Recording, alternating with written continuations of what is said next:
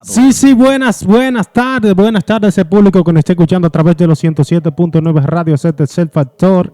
Ya está al aire la Esencia Music Radio Show, la Universidad Urbana. Realmente se ha convertido en una universidad esto, porque nosotros debatimos temas de interés y a la vez educativo para todo el público que nos ve. Hemos tratado grandes temas, importantes temas aquí en esta plataforma, que realmente nos han felicitado. Y debido a esa demanda de likes y demás que han tenido todos los videos que nosotros hemos hecho, nos hemos interesado en traer nuevos temas y gente capacitada, personas capacitadas con vasta experiencia y documentación en el área. Por eso tenemos aquí hoy un joven talentoso, una persona admirable, que para mí es todo un placer tenerlo aquí compartiendo cabina con nosotros. Angel Caraballo, mi hermano. Muchas gracias. Bienvenido a este programa. Gracias, Alexander, por invitarme a tu programa. Creo que es una plataforma que veo que está creciendo y te felicito. Vi que ya tú vas rumbo por los 9,000 suscriptores. Eso es algo que de verdad yo admiro. Veo una plataforma que va creciendo rápido. Así es. Sí. Gracias al apoyo de la gente. ¿Cómo te sientes? Dime, ¿cómo te ha tratado la pandemia? Yo creo que la pandemia me ha tratado a mí igual que a todo el mundo. Tú sabes, el estrés del encierro, sí. Salir de la cotidianidad que teníamos anteriormente, sí. Entrar en un nuevo modo de vida. Tú sabes que nosotros los dominicanos somos personas que somos sociables, nos encanta estar en grupo y abrazando. Estar con gente, exactamente. Sí. Y tú sabes, nosotros ya nos vamos acostumbrando a no saludar a la gente de abrazo ni de mano, aunque al principio eso era un tanto incómodo, tú llegar a un lugar y la costumbre de darle la mano a una persona, cuando tú intentabas darle la mano, que te cerraban el puño, sí. Pero ya nos hemos acostumbrado a eso. Sí. ¿Qué tema tienes tú preparado hoy? Yo sé que tú tienes un tema bien interesante. Bueno, nosotros venimos a hablar, como habíamos quedado de acuerdo, a tratar las 3 causales del aborto. Sí. Las 3 causales que proponen para la legalización del aborto. Ok. Tú vienes a plantear las razones para ese público que nos está escuchando, que quizás no han entendido bien. Él viene a plantear 3 razones por las cuales se ha planteado que legalicen el aborto. Exactamente. Hay ciertos grupos que están tratando de luchar a favor de que se apruebe la despenalización del aborto basado en 3 causales. ¿Cuáles son esos 3 grupos? Las 3 causales. O sea, las 3 causales. Bueno, las 3 causales son, por ejemplo, inviabilidad para la vida, cuando el embarazo representa un peligro para la vida de la madre, o en caso de violación o incesto. Ok. Pero cabe aclarar que yo no vengo a hablar a favor de las 3 causales. Yo vengo, si se podría decir, a desmontar lo que es las 3 causales. Ok. Porque en realidad hay muchos grupos. Tú vienes a aclarar nuevas vías o a desmontar de que eso realmente no puede ser posible. En realidad, las 3 causales del aborto son 3, yo le llamaría 3 excusas que están siendo utilizadas por grupos feministas, sí, que luchan por la aprobación del aborto, pero esos grupos feministas están siendo utilizados por organizaciones internacionales que tienen otros intereses detrás de la legalización del aborto. Se está poniendo interesante el principio. Porque sucede que los grupos feministas, sí, luchan a favor de la despenalización del aborto y lo ven como un derecho y lo asumen como una causa justa. Sí. Pero las organizaciones internacionales que están detrás de eso, lo que buscan es el negocio que hay detrás del aborto, porque el aborto es un negocio.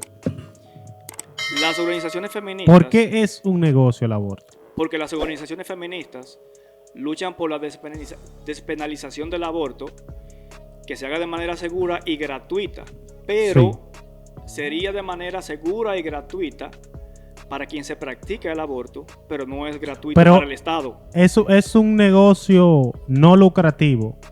o trae lucros. Es que todos los negocios son lucrativos. O sea, Lo que te quiero decir es que los grupos feministas que están luchando a favor de la despenalización del aborto no buscan un negocio. Ellas hacen eso dentro de su ideología, lo hacen luchando por un derecho que entienden que tienen. Ok. Ahora, hay grupos que están detrás de eso. Yo te puedo mencionar, por ejemplo, IPPF. En inglés las siglas son International Planned Parenthood, que aquí viene siendo como una, por ejemplo, aquí la dependencia de eso se podría decir que es Profamilia. Ellos trabajan aquí a través de Profamilia y de otras ONGs internacionales. O sea, están dentro ya del país. Y trabajan también con otras ONGs internacionales que, por ejemplo, te puedo mencionar UNFPA, que trabaja para la despenalización del aborto. Y IPPF lo que busca es, por ejemplo, la legalización del aborto a nivel mundial, porque en todos los países donde el aborto es legal, donde se ha despenalizado, sí, IPPF es quien controla las clínicas abortistas.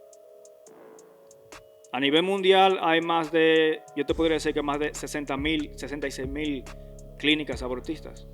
Incluso, o sea, hay más clínicas de aborto que McDonald's. La especialidad de esas clínicas son aborto. Entonces, porque eso es un negocio. Esas clínicas, en los países donde se exige la legalización del aborto, sí, y que sea gratuito, para el Estado el aborto no es gratuito, porque el Estado tiene que costear eso. Ahora, la mujer que va a practicarse un aborto no paga, pero eso lo paga el Estado. Se lo paga a la IPPF o cual sea la... Pero yo pienso que de una forma u otra se le está aplicando el pago directamente al ciudadano o a la ciudadana en este caso con el ITEVI. Bueno, sí, porque todo lo que paga el Estado viene de nuestros impuestos que nosotros pagamos. Claro. Pero cuando tú vas, por ejemplo, a un hospital por un servicio, tú vas...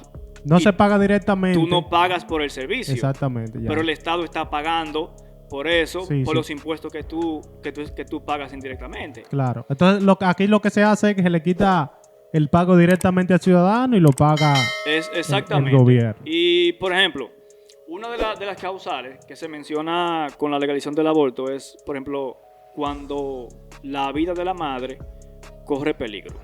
Sí. ¿Qué sucede? Cuando un doctor le llega a una mujer embarazada a su sala de cirugía, la mujer hizo una gravedad porque tuvo una complicación con el embarazo. Y ese embarazo en ese momento representa un peligro para la madre. ¿Qué sucede? El doctor va a operar. Si hay un doctor que nos está escuchando, puede llamar aquí y desmentir lo que yo digo. Puede llamar al 809-589-9577. ¿Qué hace el doctor en ese momento? Él va a tratar de salvar ambas vidas. Es como cuando hay un accidente. Sí. Hay cinco heridos y digamos que hay uno de más gravedad.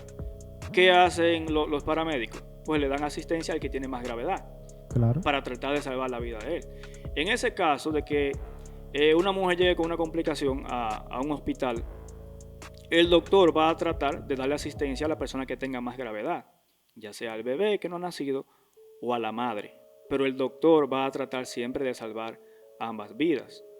De hecho, el juramento hipocrático que hacen los doctores establece eso, proteger la vida ante todo. Tú sabes que, haciendo un paréntesis, en una clínica o en la clínica del doctor Cruz Jiminian, yo vi un post que hicieron, no me recuerdo el periódico digital, que decía: trate al paciente antes de preguntarle si tiene dinero o seguro médico. Exactamente.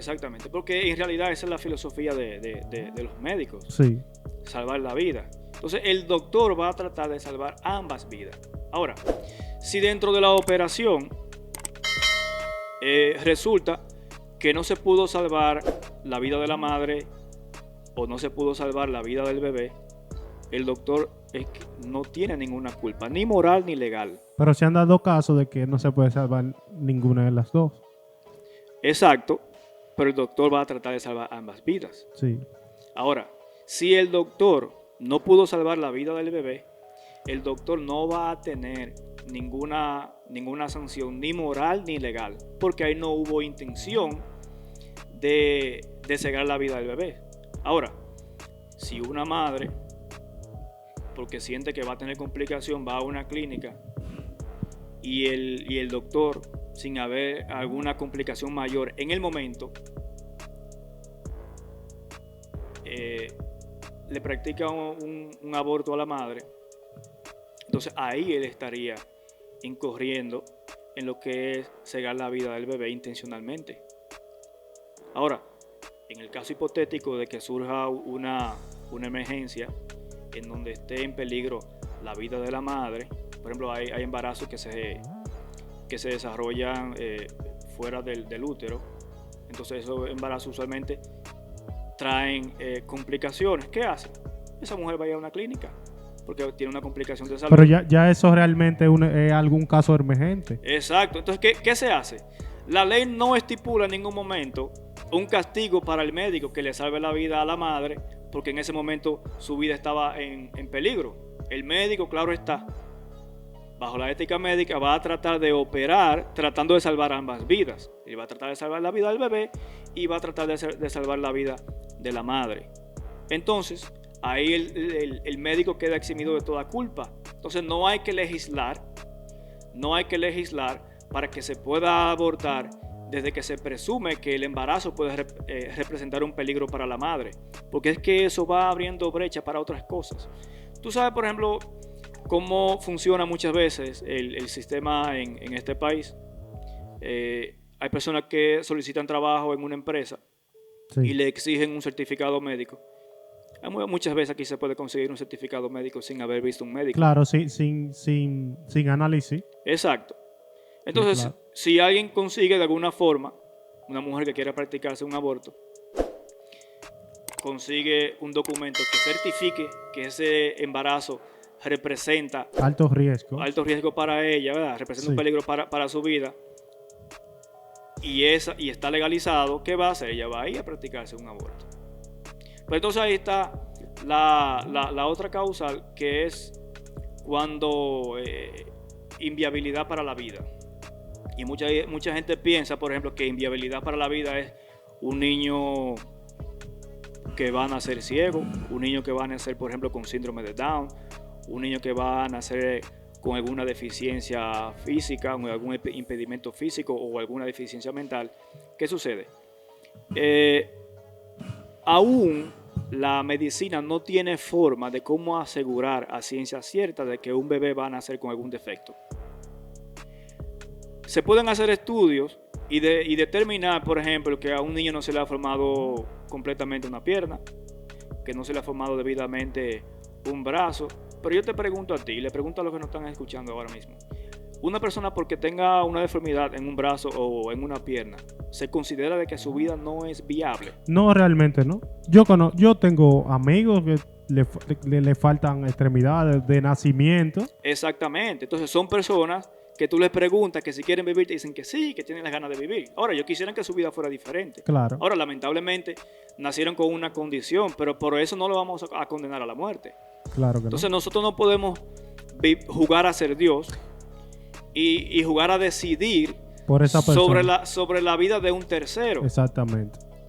Y muchas personas dicen, hay otros argumentos de los movimientos pro aborto que dicen que en el momento de la gestación, que no se trata de un humano, que no se trata de una persona. Y tú puedes, por ejemplo, verificar, déjame verificar la nota aquí. Sí. El artículo de la Constitución Dominicana, me parece que el artículo 37, que habla sobre el derecho de la vida. Lo voy a citar. El derecho a la vida es inviolable desde la concepción hasta la muerte. No podrá establecerse, pronunciarse ni aplicarse en ningún caso la pena de muerte. Y aquí, cuando habla desde el momento de la concepción, porque esto es bastante interesante. ¿Cuál es el momento de la concepción? Inmediatamente un espermatozoide fecunda un óvulo, ahí está la concepción. Inmediatamente se da la concepción, hay el inicio de una vida. Y mucha gente dice, sí, pero que no está formado. Claro está que no está formado. Pero si yo te pregunto a ti, cuando se forma un embrión Sí. dentro de una mujer, y yo te pregunto a ti, ¿de qué es ese embrión? De un espermatozoide, obviamente. Sí, pero ¿de qué es? ¿Qué va a producir? Una vida, un ser humano, una Va a producir persona. un ser humano. Claro. Entonces, no podemos negar el hecho de que esa forma simple en ese momento de vida no representa la vida de un ser humano, no representa la vida de una persona que en algún momento tú fuiste eso, en algún momento Claro. yo fui eso. La madre fue eso. En algún momento todos los que nos están escuchando fueron eso. Claro. Entonces esa es la forma más simple del inicio de la vida de un ser humano. Y automáticamente se está formando el embrión y demás, ya adquiere los derechos humanos, ya tienen que respetarse. Exacto, y entonces está establecido en el artículo 37 de nuestra Constitución, pero también está establecido dentro de la Declaración Internacional de los Derechos Humanos, la inviolabilidad de la vida. Incluso en nuestro país no está contemplada la pena de muerte, incluso para los peores criminales. Aquí la pena máxima va de 30 años, en algunos casos 40 años, la pena máxima. Entonces, en nuestro país no está establecida la pena de muerte. ¿Por qué tenemos que condenar a la pena de muerte a un niño que no tiene culpa de nada, que ni siquiera ha nacido? No, pero se han dado muchos casos, quedándonos en el mismo tema del aborto. ¿Tú recuerdas el caso de Emily Peguero? Exactamente. Las razones por las que ellos le quitaron la vida a esa niña y a la criatura que llevaba adentro fue por tratar de causarle un aborto. Exactamente. Y qué bueno que tú mencionas ese caso, porque precisamente dentro de eso, ese es uno de los argumentos de los movimientos pro aborto, que por ejemplo en este país, el movimiento Pañuelo Verde, que es el movimiento feminista, Sí. que aquí una de las cabezas de ese movimiento es por ejemplo Elaine Félix, y hay otros personajes que hablan siempre, se expresan a favor de la despenalización del aborto y siempre se van a los casos extremos, siempre hablan de la clandestinidad. Entonces uno de los argumentos para ellos alegar que se despenalice el aborto es para poder salir de la clandestinidad y que se le practique el aborto a las mujeres embarazadas de una forma más segura. Y yo te pregunto a ti, ¿la prostitución infantil existe? Claro. Entonces la vamos a legalizar. No podemos ser ignorantes. Todos sabemos que aquí en este país hay niñas de 14, 13, Exacto. 15 años. Entonces vamos a legalizar eso para sacarlo de la clandestinidad. No. Entonces ese argumento ahí se cae, porque nosotros no podemos legalizar el aborto para que no se haga clandestino. Y también hay clínicas, por ejemplo en nuestro país hay clínicas que practican abortos clandestinos. Pero de acuerdo a las técnicas médicas que ellos aplican para practicar el aborto en una clínica clandestina y en una clínica que tenga, por ejemplo, el permiso para operar, es bajo la misma técnica médica que ellos van a practicar el aborto. Entonces, vamos a suponer que mañana se despenaliza el aborto en las 3 causales en nuestro país. Sí. Y hay una muchacha que se quiere practicar un aborto, pero ella la semana pasada iba a ir a una clínica clandestina. Y como ya se despenalizó, poniendo un ejemplo, mañana ella va a ir a una clínica que sí tiene el permiso para practicar un aborto. ¿Tú crees que la forma en que van a operar a esa muchacha para practicarle el aborto va a ser diferente a la forma que la operarían en la clínica clandestina? Depende. Yo pienso que al ser en el momento anterior que la joven estaba tomando la decisión de hacerse el aborto clandestinamente, yo pienso que las personas que iban a estar en la clínica clandestina iban quizá a tomar más medidas porque era ilegal. Si a esa muchacha le pasaba algo ahí, probablemente tengan más cuidado. Exactamente. Pero lo que yo te quiero decir es que son los mismos doctores que van a practicar el aborto clandestino o legal. Claro. Entonces, ellos van a practicar la misma práctica. Van a usar la misma herramienta, Claro. van a usar el mismo método. Entonces, el aborto representa el mismo peligro para una madre Claro. ya sea clandestino o ya sea legal. Claro. Y si tú me preguntas a mí, pero ¿qué riesgo puede traer practicarle un aborto a una madre? Muchísimos riesgos. Están los riesgos físicos, están las secuelas físicas que le quedan a una mujer después de practicarse un aborto.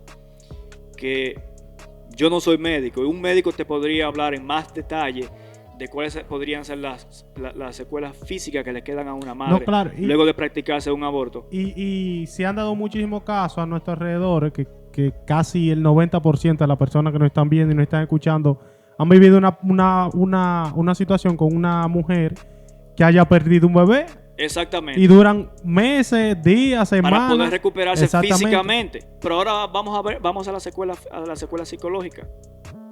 Las secuelas psicológicas que le quedan a una mujer después de practicarse un embarazo, un aborto, son secuelas irreparables. Y me gustaría, hablando de esas secuelas psicológicas, me gustaría hablar de la tercera causa, que es en caso de violación. La primera y la segunda son inviabilidad para la vida. Sí.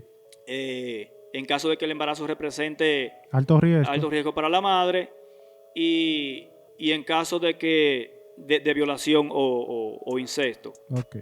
Pero yo no sigo un orden de las tres causales.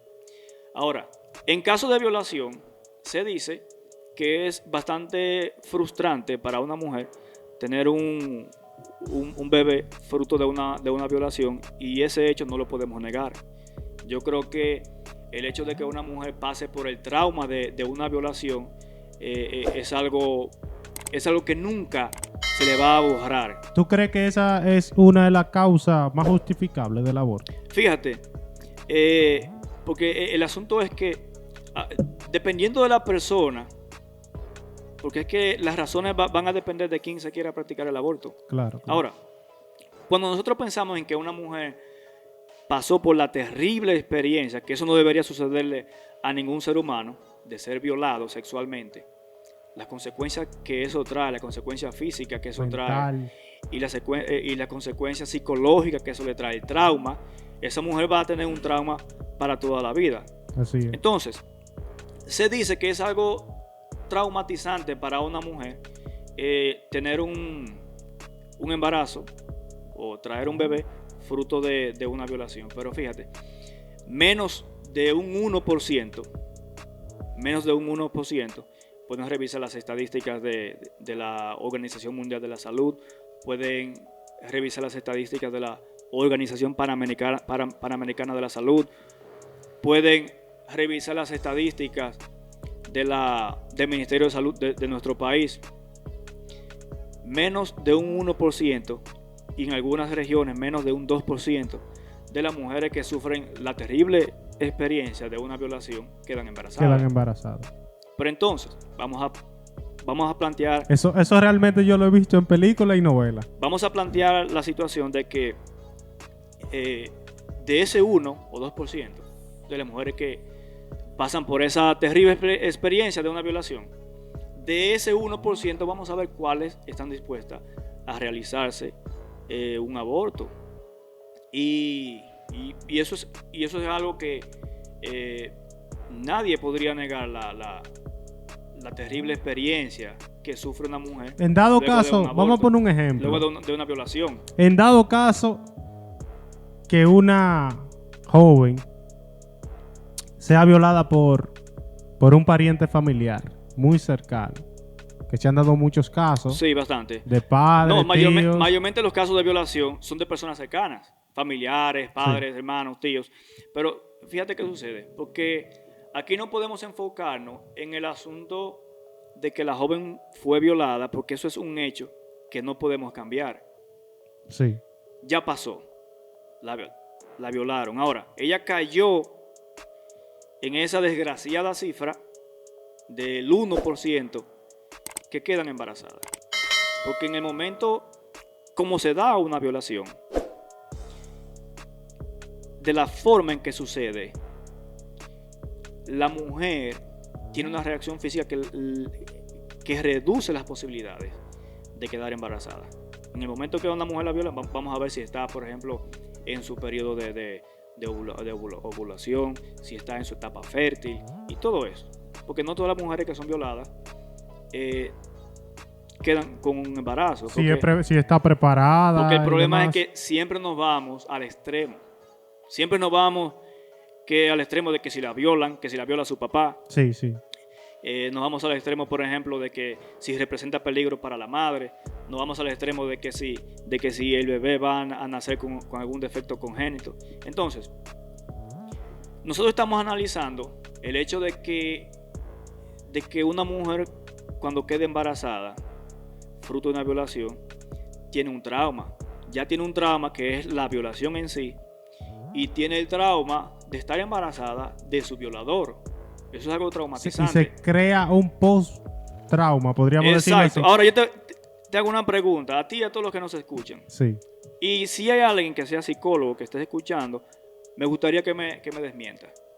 Luego que esa mujer se practique un aborto, suponiendo que la violaron, que quedó embarazada y se practica un aborto, ¿tú crees que se va a borrar el trauma de la violación? No. ¿Tú crees que se va a borrar el trauma de haber quedado embarazada de su violador? Escucha qué trauma se puede crear luego de que ella decida quedarse con el bebé, criarlo, porque ella dijo, no, es una criatura que la mandó Dios y no puede pagar por el mal que haga otra persona. Exactamente. El niño crece. Ella tiene que dar respuesta al niño, ¿dónde está su padre? Exactamente, pero mira qué sucede. Ahí va un problema feo. Sí, pero fíjate, volviendo al artículo 37 de nuestra Constitución, que establece la inviolabilidad de la vida desde la concepción hasta la muerte. Ese niño fue fruto de un hecho trágico, de un hecho que no debió suceder. Ahora, sí, ya el niño se formó, el niño está ahí. ¿Vamos a castigarlo a él por lo que hizo el violador? No, no se puede. Entonces, si sometemos a ese niño a un aborto, lo estamos condenando a la muerte por algo que él no hizo. Y nosotros estamos pensando, sí, porque tú tienes que pensar en el derecho de la madre, que ella tiene derecho a decidir. Eso es cierto. Pero, ¿qué pesa más? El derecho a tú quitarte cierto peso por un problema que tienes ahora, o el derecho que tiene un tercero a vivir. Yo creo que el derecho de la vida debe estar por encima. Por encima de cualquier cosa. Debe estar por encima. Entonces, los movimientos feministas que están movilizando, porque hay todo un movimiento, una campaña publicitaria y para la despenalización del aborto, siempre se van en los extremos. ¿Y cuáles son los extremos? Las tres causales: violación, inviabilidad para la vida, peligro para la madre. Esos son los casos extremos. Pero la mayoría de las mujeres que se practican un aborto clandestino no caen en esas tres causales. Se practica un aborto porque no quieren tener el bebé. Entonces por eso van a una clínica clandestina o van a una clínica en los países donde son legales, van a una clínica de aborto y se practica un aborto. Okay. Pero entonces esas clínicas que practican ese aborto hacen negocio con los tejidos del feto, hacen negocio con las células madres del feto, porque es que el aborto es un negocio. Por eso es que tú ves que se invierte tanto dinero en publicidad para meterle por los ojos a la gente la despenalización del aborto. Si tú entras a cualquiera de las redes sociales, diario tú ves grupos hablando a favor del aborto. Y también hay muchos investigadores, muchas agencias de encuestas que publican ciertos estudios, entre comillas, sí, que hablan de problemas que se dan en los países para vincular esos problemas con la despenalización del aborto. Y cuando tú verificas el folio de esas compañías, son compañías que pertenecen a personas que son miembros directos de movimientos pro aborto y están patrocinadas también por compañías, por organizaciones internacionales que fomentan la legalización del aborto, porque ese es su negocio. Pueden verificar, pueden entrar por ejemplo a IPPF International y pueden verificar en su página. Ellos emiten informes de los aportes que ellos dan a las diferentes regiones. Y mayormente ellos dan aportes en países como Latinoamérica, países, por ejemplo, de África, en algunos países de Medio Oriente. ¿Para qué? Para ellos poder tener presencia ahí en esos movimientos pro aborto. Porque inmediatamente se va a legislar para despenalizar el aborto, esa gente está montando su clínica. Con su materia prima, exacto, su equipo. Porque el problema es que le dicen a la mujer que abortar es un derecho de ella, y abortar no es un derecho de la mujer. La mujer no tiene derecho a decidir sobre la vida del bebé. Uno de los argumentos que se dicen es que la mujer tiene derecho a decidir sobre su cuerpo. Y claro, yo tengo derecho a decidir sobre mi cuerpo, tú tienes derecho a decidir sobre tu cuerpo, yo tengo derecho a hacerme un tatuaje si quiero me puedo dejar el pelo como pero que ya yo quiera. Realmente no es directamente al cuerpo de ella la decisión. Exacto. Porque es una vida, un cuerpo independiente a ella. Un bebé dentro del cuerpo de su madre es simplemente un huésped. Claro, así es. Es un huésped dentro del cuerpo. Ahora, durante la gestación depende del cuerpo de la madre para poder vivir, pero no es parte de su cuerpo. De hecho, los bebés tienen un ADN diferente de la madre y al del padre. ¿Por qué? Porque no es su cuerpo. Es descendencia de ella, pero no le pertenece. Así es. Le puede pertenecer legalmente la custodia del niño para hacerse cargo, para cuidarlo, pero a ti no te... Incluso teníamos derecho sobre una persona, podíamos poseer una persona cuando existía la esclavitud, ¿verdad? Ya no existe ni siquiera la esclavitud. O sea que nosotros no poseemos a nadie. Exactamente. Como no poseemos a nadie como un objeto, no tenemos derecho a decidir si esa persona vive o no. Es como, por ejemplo, esta computadora es mía. Yo tengo derecho, si quiero la puedo romper. Nadie me puede reclamar. Ahora, es un objeto. Ahora, yo no puedo hacer eso con un ser humano, pues más cercano que sea a mí, porque físicamente no me pertenece. Claro. En conclusión, yo creo que tú me des 3 soluciones, porque realmente hemos hablado de 3 problemáticas. 3 soluciones que se puedan evitar, que estén relacionadas al aborto. Exacto. Mira, yo considero que, y hay algo que se ha venido mencionando recientemente aquí en nuestro país, y es sobre, aunque está un poco fuera del tema, sí, sobre el matrimonio infantil. En nuestro país lo que existe es menores, ¿ok?, conviviendo en unión libre con otros menores o con un adulto permitido por los padres. Que ahí es que radica el problema. Nosotros debemos de partir que exista lo que es educación sexual para los jóvenes, para evitar que sucedan esos embarazos, para poder entonces evitar tener que recurrir a la práctica de un aborto. Okay. Hay que educar a los jóvenes para que no salgan embarazadas y evitar de que entonces se vean obligadas a que tengan la necesidad de un aborto. Entonces, mayormente cuando dice, sí, ¿por qué? No es que no se protegen porque cuando la violan, sí, pero que ya aclaramos que la violación, el incesto, inviabilidad para la vida, peligro que el embarazo representa un peligro para la madre, son casos extremos. Y las 3 causales representan un número inferior al 4% de las mujeres que se practican un aborto. Entonces, el otro 96% se está practicando aborto simplemente porque no quieren. Entonces, las 3 causales serían el permiso, utilizando el 4% que sí lo hace, que se justifica en una de esas 3 causales, y entonces el 96% tendría ese permiso. Bueno, mi gente, está bastante educativo el tema. ¿Qué hay que hacer? Por ejemplo, educación y evitar. ¿Se podría implementar la educación sexual en las escuelas? ¿Tú crees que se podría evitar más el porcentaje del aborto? En la escuela, educación sexual.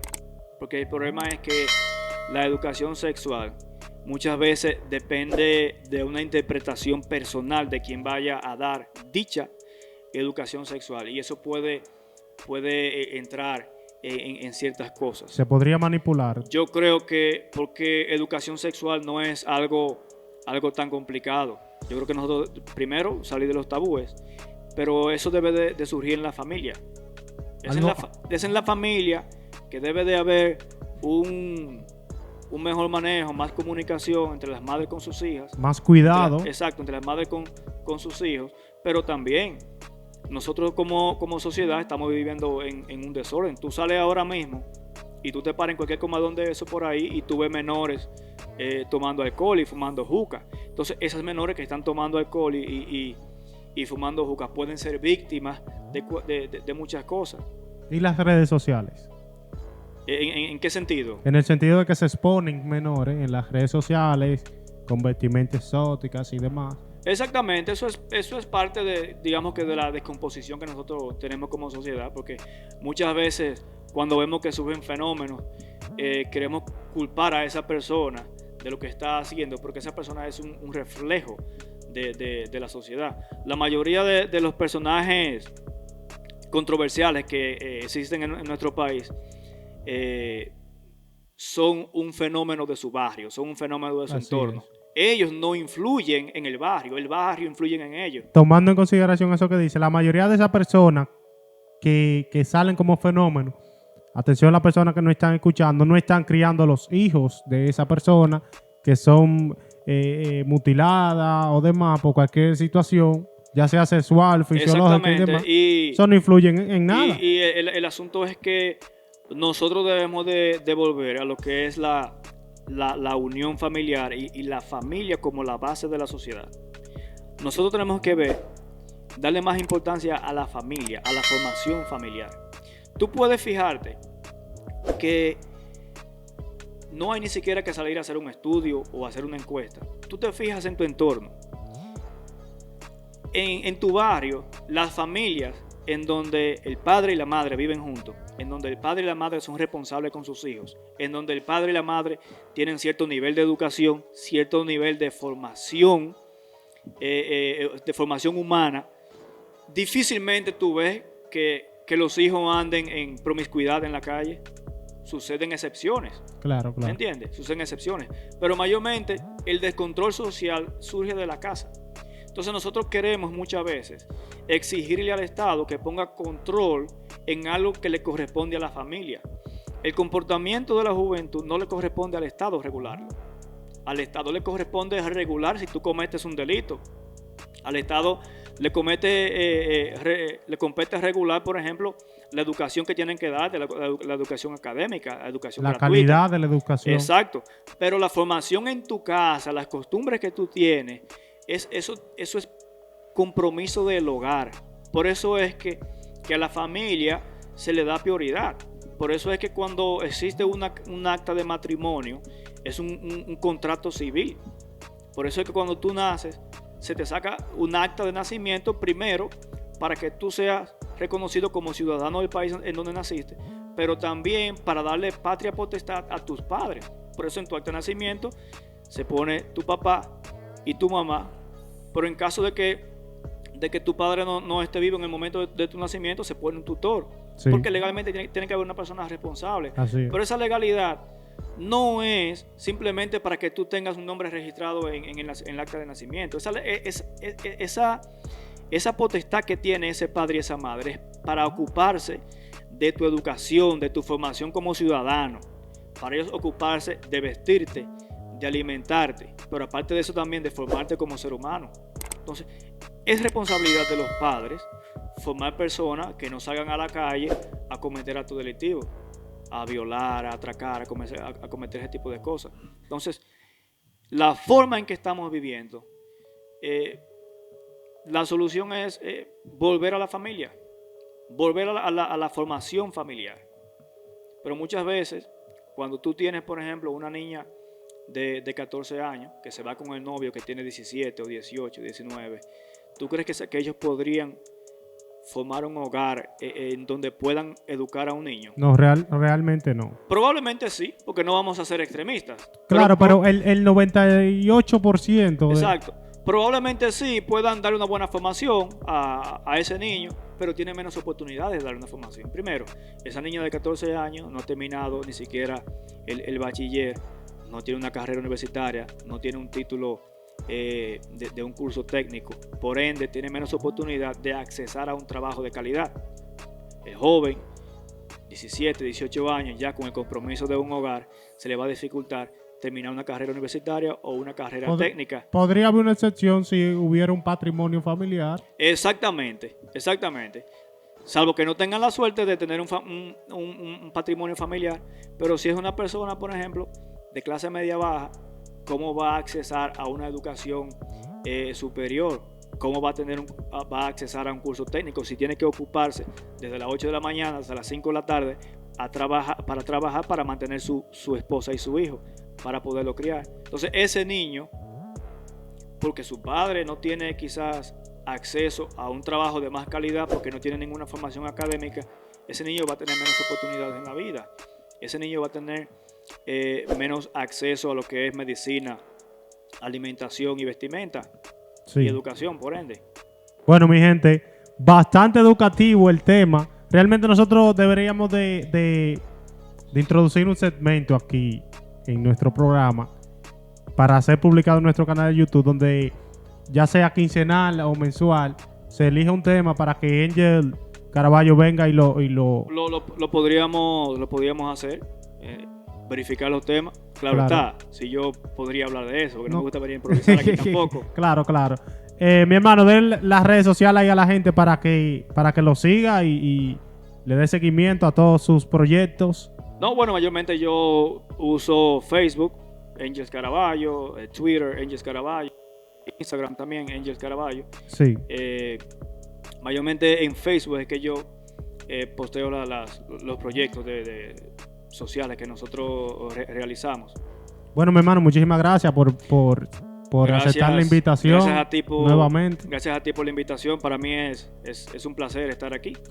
Bueno, mi gente, esto es la Esencia Music Radio Show, la Universidad Urbana. La Esencia Music, la Universidad Urbana. Todos los derechos son reservados.